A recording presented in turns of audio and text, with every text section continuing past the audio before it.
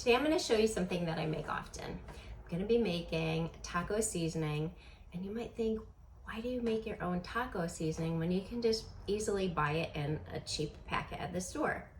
Well, my reasons are there's ingredients in those cheap packets that, one, I have an allergic reaction to, and there's others in there that are just questionable, and I prefer not to have them in my taco seasoning or to give them to the kids.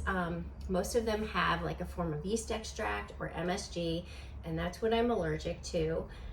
There's oils in there, sunflower oils and safflower oils and corn oils in them that really don't need to be in there. There's other preservatives. There's silicone dioxide, which is an anti-caking agent, and just the sound of that makes me not want to eat it. So it's really simple to make. I usually make a double, triple, quadruple batch and keep it in a jar like this. I have a label on it. If it's something that I make often, I use my label maker. And if it's not something that I make often and I'm just kind of trying out, I just use a piece of freezer tape and write on it with a marker so that I can easily pull it off and reuse the jar for something else. So first, we're going to start with chili powder. I'm just using a basic chili powder to start with. I'll add in a different chili powder later. And I'm going to do 4 teaspoons of chili powder.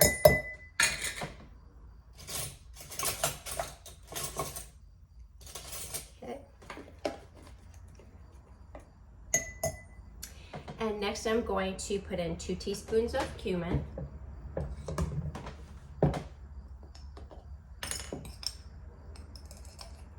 Now, if you have the time,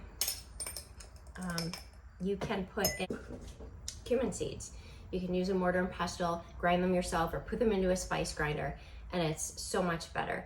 But just to show you quickly what to do, and most people aren't going to have the time or going to want to bother to do that. So we're just going to use ground cumin today. I'm going to put in 1.5 teaspoons of smoked paprika. And 1 teaspoon of salt.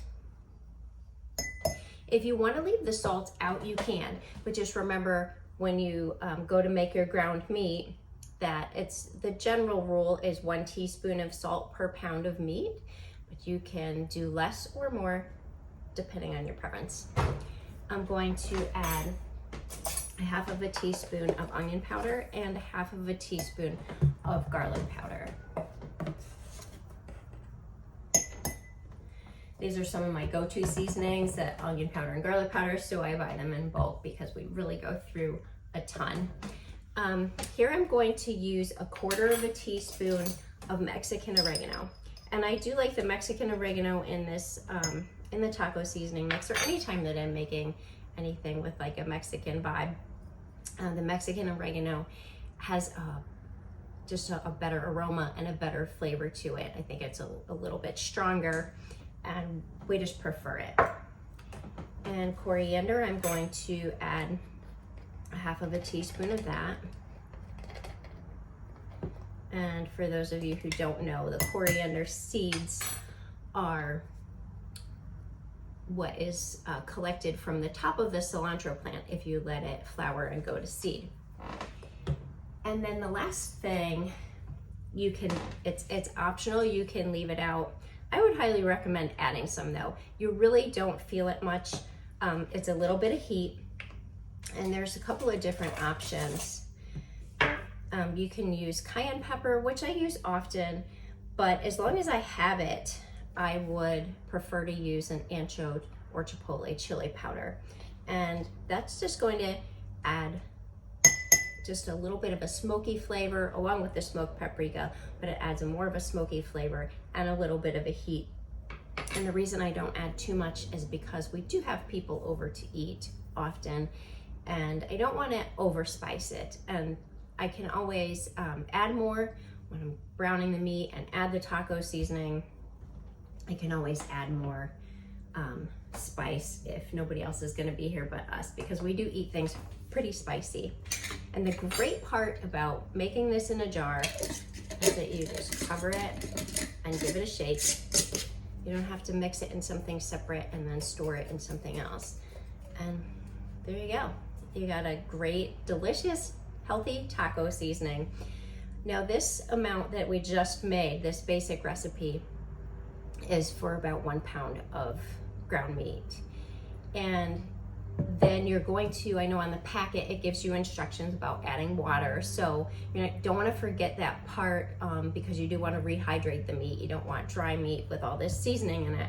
So what I usually do is, because every meat is going to have a different fat content, whether you're using pork or ground turkey tends to be more watery, so I usually add a lot less water. Or if you're using ground beef, sometimes ground beef can be, some are fattier than others. So start with just maybe 1/4 cup of water. I believe that the packets say 1/2 or 3/4 cup of water. I really don't remember, but start with 1/4 cup. See how that looks to you. If you want it a little more juicier, if you want to make a little more saucier, then go ahead and maybe a tablespoon at a time. After you add that initial 1/4 cup, start adding a tablespoon of water at a time, and just let it simmer for about 10 to 15 minutes, and you'll have the most delicious taco meat ever. Thank you so much for watching. I hope you enjoy this video. I hope you make this. If you use it and love it, can you just please do me a favor? It helps out greatly. Leave it in the comments that you made it and you loved it. Subscribe to my YouTube channel.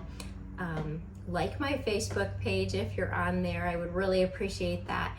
And if you're on the blog, sign up for my weekly emails where I'll send you the recipe that I make, and sometimes 2 or 3 recipes every week to your inbox so you never miss a recipe.